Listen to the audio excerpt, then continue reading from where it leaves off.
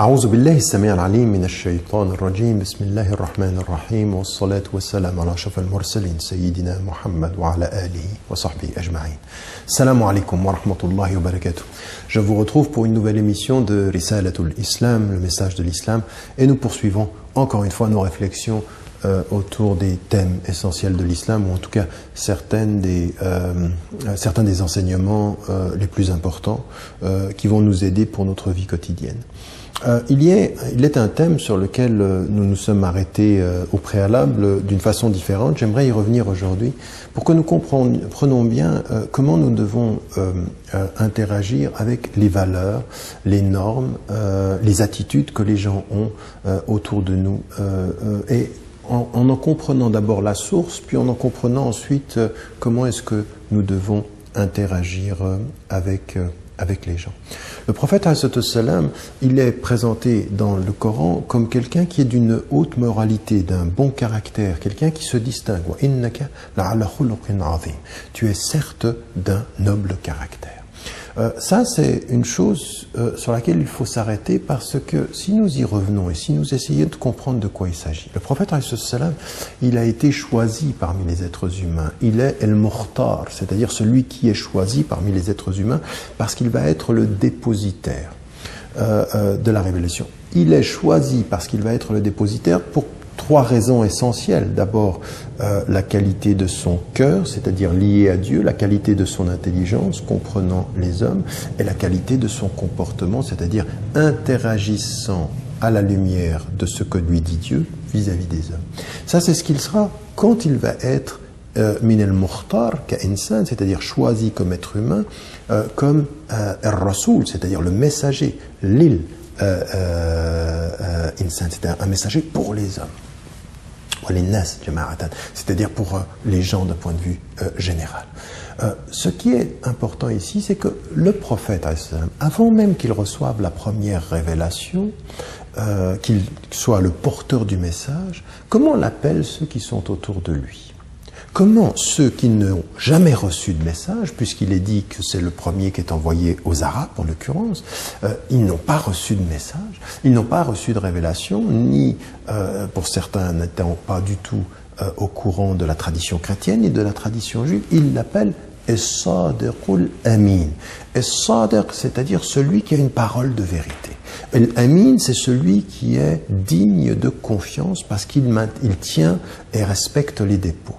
Une société qui n'a pas reçu de révélation voit dans un homme les caractéristiques de la respectabilité et du bon comportement et de l'éthique, c'est-à-dire du bon comportement appliqué.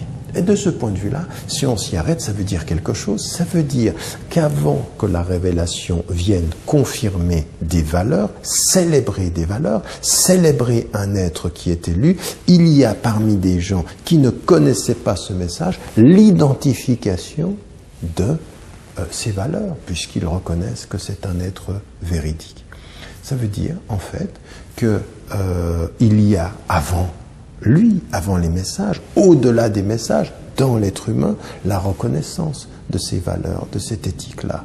Et que, encore une fois, il ne faut pas réduire l'éthique islamique à la lecture des textes islamiques. Non, l'éthique islamique, ce sont les textes islamiques, plus tout ce qu'il y a dans les autres traditions qui célèbrent les valeurs qui vont être confirmées par l'islam par ailleurs.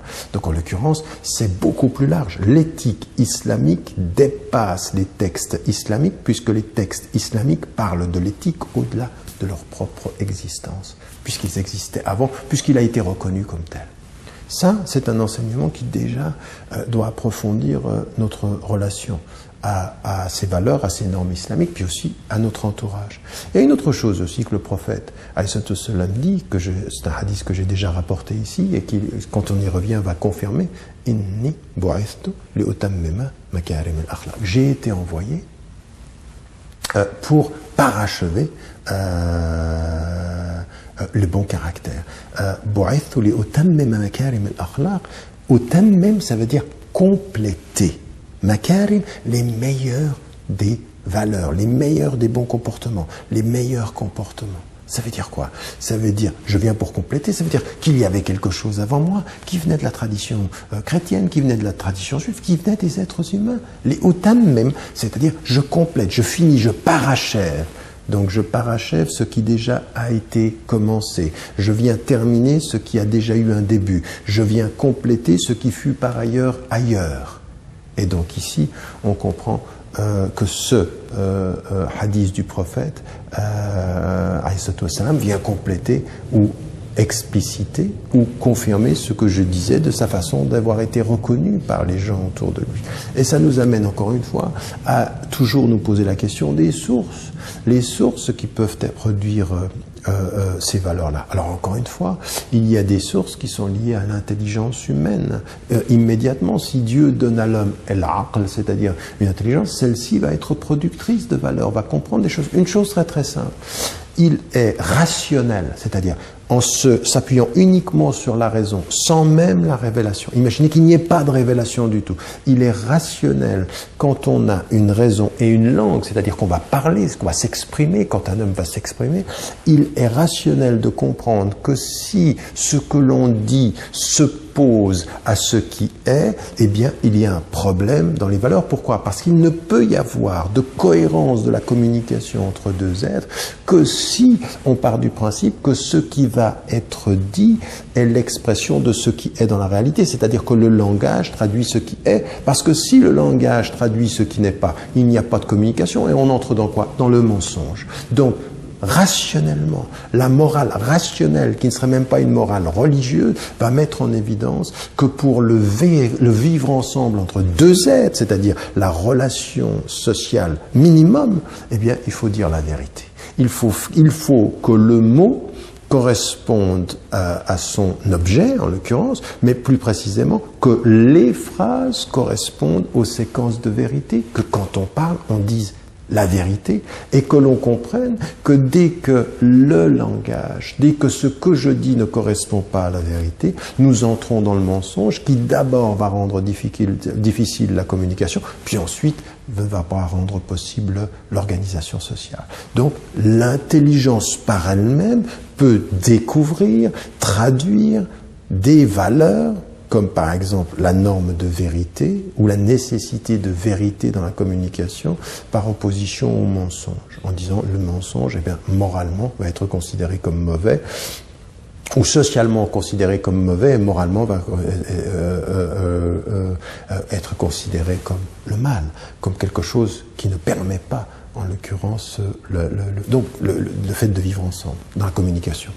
Donc ici déjà, on s'aperçoit que des sources peuvent venir et qui peuvent provenir, encore une fois, comme dans des éléments de culture, comme dans des éléments de valeur, elles peuvent venir de la fitra des hommes et la fitra qui nourrit l'intelligence. Donc il y a quelque chose qui tient ici de la constitution de l'homme, permet à l'homme de déterminer des valeurs par l'intelligence et par en même temps sa constitution, ce que nous disions dans une autre émission sur la fitra. Ça, c'est un élément. Le deuxième élément, c'est les sociétés qui peuvent produire des valeurs, par exemple, des sociétés qui, même sans texte révélé, vont déterminer, par exemple, des valeurs sur les relations de paternité, sur la relation de l'enfant avec sa maman et son père, sur la relation d'autorité, la relation de transmission.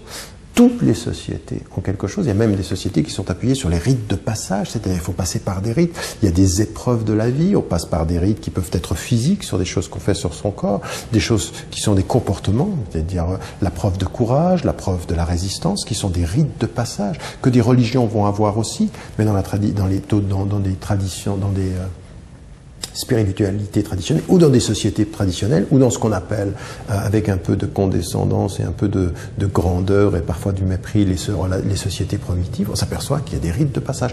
Et ces rites de passage sont en même temps des productions, produisent un rapport à l'éthique, produisent un rapport à la morale, produisent un rapport à el-akhlaq, le bon comportement, dans la relation avec les parents, la façon dont on communique, la façon dont on va vivre des valeurs, la façon dont on communique avec l'autorité religieuse ou spirituelle ou symbolique, ou l'autorité politique, ou même l'autorité tribale et clanique. Et là, on a des valeurs qui vont s'appuyer en même temps sur quand quelqu'un parle, on l'écoute.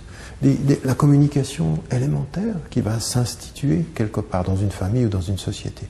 Donc ceci est producteur de valeurs et producteur d'éthique. Donc l'intelligence humaine, les sociétés dans leur histoire, et avec ceci, ce que nous avons dit par ailleurs, les cultures produisent de la valeur, produisent de l'éthique. Et le prophète il dit, moi je suis venu pour compléter tout ça, au nom du message divin, le dernier, compléter ce qui fut, confirmant ce qui est bien et clarifier ce qui doit l'être. Donc on a de ce point de vue-là, les sociétés sont productrices. Et puis, dans les traditions musulmanes, ce que nous comprenons, c'est que les cycles des prophéties, tous les envoyés, que ce soit les prophètes et les envoyés, tous autant qu'ils sont, ceux qui sont connus et ceux qui ne sont pas connus, et une tradition nous dit qu'ils furent plus de 120 000. Wallahu a'lam, nous ne savons pas le nombre, Dieu seul le sait. Et donc, à partir de ceci, les révélations portent des valeurs, les spiritualités, des êtres qui sont ancrés dans des spiritualités, des messagers, des prophètes apportent aussi des valeurs, une façon de se comporter, une façon de comprendre un système de normes et de valeurs qui vont constituer ensuite la relation au bon comportement. Donc ici, encore une fois, on comprend que ce que nous dit le dernier message, c'est que l'éthique ne se réduit pas au contenu du dernier message. Le dernier message complète ce qui fut et l'éthique le dépasse, le bon comportement le dépasse, les valeurs sont plus importantes, il n'y a qu'ici qu'un parachèvement, un complément. Et pour nous, ça veut dire une chose qui est importante. Vous ne pouvez pas, au nom du fait que vous êtes la dernière des révélations, finir par avoir la prétention d'avoir l'ultime, le fin mot surtout, quand le prophète lui-même lui dit « Je ne suis venu que compléter ce qui fut ». Donc aussi, apprenez de ce qui fut avant, apprenez du bon caractère des autres, des cultures et des autres. Donc un appel en disant « Qui dit qu'il complète, dit qu'il n'est pas tout ce qui doit être et que ce qu'il a complété complète quelque chose qui fut et demande à ceux qui le suivent de connaître ce qui fut, de ce qui vient d'autres valeurs et qui peuvent être intégrées et qui doivent être intégrés à sa responsabilité en tant que musulmane et en tant que musulman. Regardez cet appel à cette ouverture universaliste de l'islam dont la singularité est cet universalisme dans une formule paradoxale que je vous propose maintenant. La singularité de l'islam, c'est cet appel cohérent, conscient, permanent à l'universalisme et à l'universalité. Je vous retrouve, Inch'Allah, après la pause et nous poursuivons nos réflexions. Assalamu alaikum wa rahmatullahi wa barakatuh. Assalamu alaikum wa rahmatullahi wa barakatuh. Je vous retrouve après cette pause et nous continuons notre réflexion autour de l'akhlaq, l'éthique, les valeurs, le bon comportement. Tout ça est lié à une notion en arabe, mais qui est polysémique en fait, qui a plusieurs sens, qu'on peut comprendre de différentes façons, mais dont finalement l'essence, c'est ce que nous avons dit dans notre première partie. Donc ici, ce qui est important, c'est de comprendre que il y a une visée universelle, la reconnaissance de valeurs qui furent liées à la constitution des hommes, leur fitra, liées à leur intelligence, liées aux sociétés, liées aux révélations. Et donc on considère que tout ça, c'est finalement le patrimoine de l'humanité que va confirmer l'islam qui est venu selon les musulmans pour l'humanité. Donc voilà, nous sommes dans cette dynamique, de cette ouverture-là.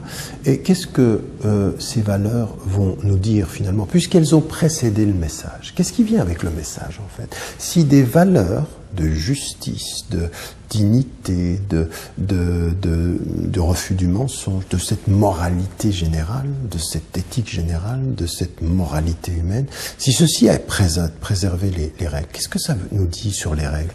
En fait, ce que cela nous dit, c'est qu'il faut toujours lier el-akhlaq, c'est-à-dire le bon comportement et les valeurs, à ce qui va venir avec la révélation. Et qu'est-ce qui vient avec la révélation?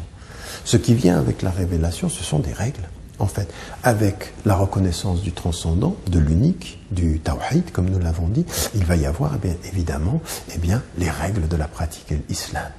Il va y avoir les règles des interdits et des obligations. Et l'wajibat ou al-muharramat. Tout ça, nous sommes des règles qui viennent. Et ces règles, elles viennent pour faire quoi? Elles viennent contre les valeurs ou comme des moyens de confirmer les valeurs. Voilà ce qui est important. Toutes les règles dont nous parlons ici sont des traductions dans le légal de normes spirituelles qui étaient des normes éthiques du bon comportement. La règle, c'est la traduction par le droit d'une valeur qui est là pour la vie au nom du maître de la vie.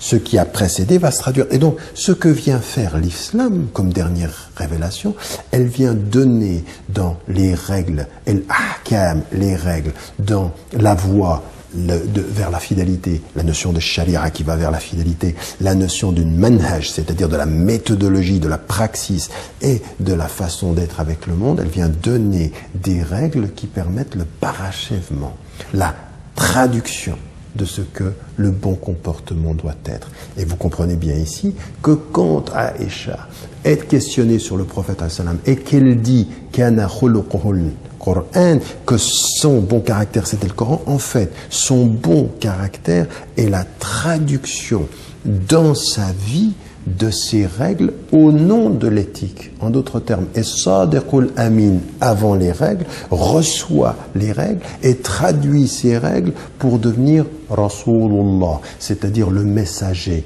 Et quand il est le messager qui va traduire dans le bon comportement le parachèvement, celui qui est venu vers cette demeure, cette demeure qui était construite, à qui il ne restait, comme dit le hadith, qu'une pierre, et le prophète est venu mettre l'ultime pierre. Mais l'ultime pierre de la religion, elle est venue avec des règles.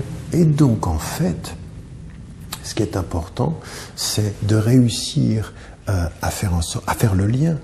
L'éthique et l'akhlaq, c'est de préserver le sens des règles et pour les règles de faire sens, d'avoir du sens. Le sens de la règle, c'est ça qui est important. L'éthique, c'est une éthique du sens, c'est une moralité du sens qui va retrouver une règle dans l'islam et ce qu'il faut, c'est toujours garder la relation entre cette règle et le hukm ou le ma'na, et le hukm ou l'akhlaq. Ça, c'est important, c'est-à-dire l'ahkam ou l'akhlaq, c'est-à-dire les règles et le bon comportement. Et c'est ça que ça veut dire, qu'il est d'un bon caractère, il l'était avant, et puis l'islam va simplement parachever ceci. C'est pour ça que le prophète, quand il dit « les meilleurs d'entre vous avant l'islam sont les meilleurs dans l'islam », c'est-à-dire s'ils le comprennent, c'est-à-dire le meilleur d'entre vous avant, il est le meilleur dans l'islam. S'il a compris, pourquoi? Parce que les règles de l'islam vont prendre ce qu'il fut de bien avant et traduire cet homme en meilleur. Il fut bon, il sera meilleur. Il fut bon sans les règles, il sera meilleur avec les règles s'il garde dans les règles le sens éthique des règles. Ça, c'est important dans le centre que j'ai constitué, Markaz al-Tashri' al-Islam wa al-Akhlaq, où nous travaillons sur ces éléments-là. Nous essayons de faire en sorte de relier ceci, al-Akhlaq wa al-Ahkam, pour faire en sorte. Ça, c'est un projet en lui-même qui a été salué par tous les savants que nous avons rencontrés. Ça manque une institution qui referait ce lien, qui referait en l'occurrence le lien entre ces deux dimensions. Mais c'est pas tout. Il y a une deuxième chose qui vient s'ajouter à cela. Autant la compréhension du bon comportement, du caractère permet et doit nous faire lier systématiquement la règle à leur sens, la règle à ce qu'elle représente, qu'est-ce qu'elles doivent traduire. C'est-à-dire, par exemple, la prière, c'est une règle. La prière, c'est selon des ordres. Qu'est-ce que c'est? Qu'est-ce qu'elle dit? Elle dit la valeur de la maîtrise, la valeur de la discipline, la valeur de ce rendez-vous avec Dieu. Voilà, ça c'est une valeur de dignité, la dignité de celui qui se discipline. Voilà des choses qui sont importantes. La règle, elle renvoie une valeur. C'est pas simplement d'être strict et précis pour le fait d'être strict et précis. Non, il y a un enseignement là, il y a un sens à la règle et il faut toujours le lier. Car comme ça on comprend les choses qui sont importantes et qui sont importantes, même par exemple le fait que quand on attend le maghrib pendant qu'on fait le jeûne du ramadan, eh ben, il y a un sens, il y a la notion de persévérance, de patience, et là ça nourrit cette patience. Attention, faites l'effort et soyez patient dans l'effort, ça veut dire soyez persévérant, et quand l'adversité vous attaque, soyez endurant. Patience, persévérance, endurance, ce que nous avons, la façon dont nous avons trouvé le sabr, C'est-à-dire, armez-vous de cette force d'une valeur importante pour l'humanité, la patience. Celui qui ne réagit pas directement. La sagesse, la patience est une forme de sagesse. Et puis la persévérance, on continue dans l'action, c'est la patience dans l'action. Et l'endurance, c'est la patience dans l'adversité. La patience, c'est la patience générale. La persévérance, c'est la patience dans l'action.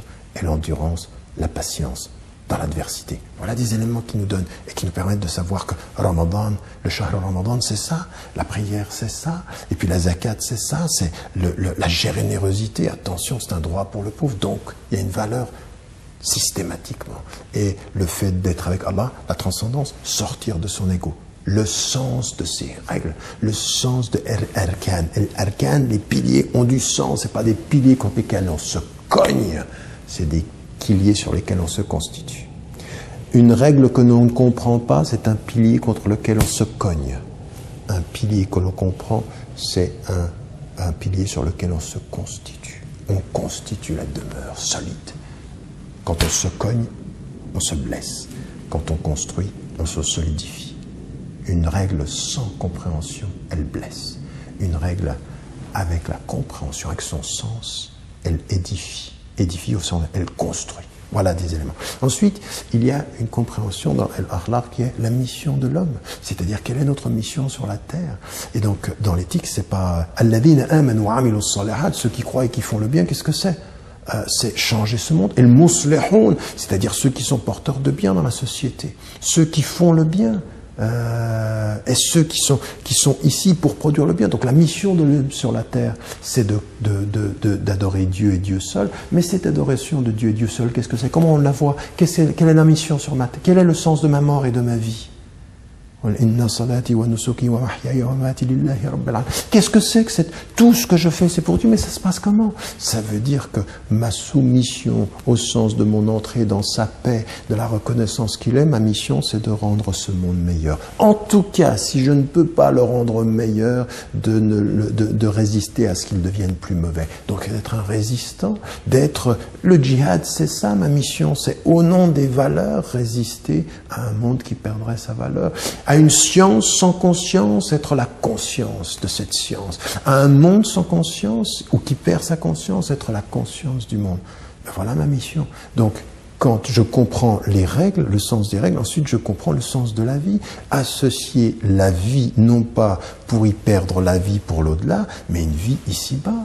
C'est pour ça qu'Allah subhanahu wa ta'ala dit وَلَا تَنْسَ نَصِيبَكَ مِنَ الدُّنْيَا. Il dit أَحْسِنْ كَمَا أَحْسَنَ اللَّهُ إِلَيْكَ. Fais le bien comme Dieu a fait le bien pour toi. Donc le sens de la vie. Le sens de la vie, ça c'est ce que nous enseigne l'akhlaq. Donc comprendre le sens des règles est le sens de la vie. La mission de l'homme, ce pourquoi nous sommes là sur la terre, et cette compréhension-là. Ça, c'est aussi déterminant. Et puis le dernier élément sur lequel on doit s'arrêter quand on parle de l'akhlaq, c'est forcément les objectifs, donc autant le sens de la vie, mais les objectifs que j'ai dans cette vie. Le sens de la vie, c'est de retourner à lui, et de retourner à lui en ayant fait le mieux que je pouvais pour avoir le bon comportement, pour avoir le comportement des gens qui résistent à tout ce qu'il y a de pire. L'amr bil ma'ruf wa nahy anil munkar, ils résistent. L'amr bil ma'ruf, c'est-à-dire ils commandent le bien, ils sont des propagateurs du bien, ils sont la conscience quand on perd la conscience, ils sont le rappel quand les gens s'oublient. Ils sont la voie quand les gens se perdent. Voilà, ça c'est le sens. Et puis ensuite, eh bien, les objectifs. Les objectifs dans cette vie, le maqasid, c'est-à-dire des protections. Il y a des choses qu'il faut, les al-akhlaq, c'est-à-dire ces valeurs. Elles nous disent attention, qu'il y ait des règles dans la vie et qu'il y ait une vie, c'est pour un objectif très très précis que vous allez retourner. Inna lillahi wa inna ilayhi raji'un. Nous appartenons à Dieu, à lui nous retournons. Quels sont les objectifs essentiels? La protection de la dignité humaine, la protection de l'intelligence humaine, la protection des biens des êtres humains, la protection des familles, la protection de tout ce que les savants, comme Shatibi, qui a suivi avant lui Abu Hamid al-Ghazali, qui lui-même suivait son professeur al-Juwayni, qui sont toute cette que j'ai étudié dans un livre, l'Islam Jazri, la réforme radicale, où on voit toute une tradition qui dit ensuite on peut synthétiser tout le message de l'islam à la lumière de ses objectifs. Et le maqasid de sharia, les voies, les objectifs de la voie. Et ça vient de quoi? C'est la relation fondamentale entre les règles du chemin et ce que ça doit produire. Quels sont nos éléments supérieurs? Qu'est-ce qu'on veut protéger de façon supérieure? Eh bien, on veut protéger notre foi, on veut protéger la vie, on veut protéger la justice, on veut protéger l'intégrité des êtres humains. Et quand on comprend ceci, on comprend que partout on va trouver ces valeurs-là qui vont faire ceci, on va les accueillir. Donc regardez l'universalité qui prend les valeurs et puis qui ensuite associe ces valeurs universelles aux règles spécifiques de l'islam et qui disent de façon très claire, gardez le sens des règles, rappelez la mission de l'homme et les objectifs de la vie. Voilà ce à quoi doivent nous servir aussi nos rapports à el-akhlaq, c'est-à-dire cette compréhension du bon caractère, des valeurs, des normes qui ont précédé l'islam, que l'islam est venu compléter et qui, dans la personne du prophète ont été une formule, une formulation, une traduction de ce que nous devons connaître comme musulmanes et comme musulmans à travers le message, au-delà du message et à la lumière de ce que les hommes produisent de mieux sur la terre parce que nous sommes les amis du meilleur. Inch'Allah. Je vous retrouve pour une prochaine émission. Vous pouvez laisser un message sur le site de la chaîne satellitaire Iqra ou alors sur mon site internet ou alors sur ma page officielle Facebook Bi'iznillahi ta'ala. Avec grand plaisir, je prendrai en compte les thèmes que vous proposez Bi'iznillah. Assalamu alaikum wa rahmatullahi wa barakatuh.